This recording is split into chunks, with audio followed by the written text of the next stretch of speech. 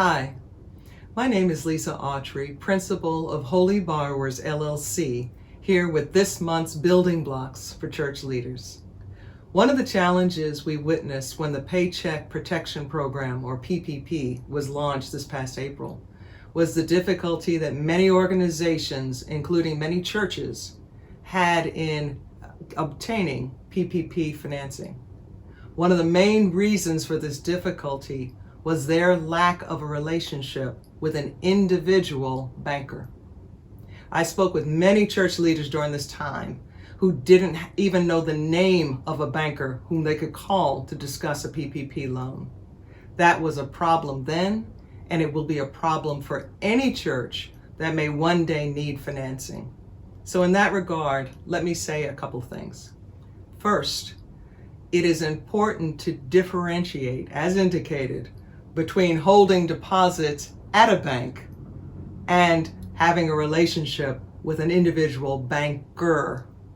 Let's remember that great philosophical advice from the TV show Cheers, where they said, sometimes you want to go where everybody knows your name. So let me ask you this. Does anybody at your existing bank know your name or the name of your church? They should. Secondly, it's also important to differentiate between commercial bankers and retail bankers, where the retail bankers work in a branch. Now, over my career, I've worked with many gifted retail bankers, but their primary focus is banking individuals, meeting the individual's banking needs, not an organization. So car loans, personal lines of credit, and yes, small business loans for entrepreneurs, but typically even in that case, those business loans will be based on the credit score of the entrepreneur, not the business itself.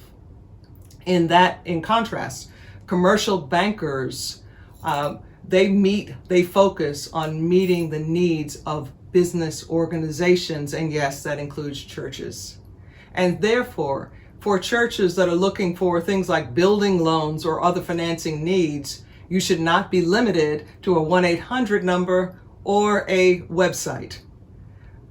There also are banks in town, in your town, that pride themselves, they differentiate themselves through personal relationships with the leaders of the organizations. And those are the banks with whom you should do business. Those banks are looking to be your trusted advisor, and that's who church leaders should be banking with. For any further questions or information on what it means to have a trusted advisor as your commercial banker, you may contact me at my website, holyborrowers.com, or you can pick up my book, Holy Borrowers, Equipping Church Leaders for Building Finance. God bless you all.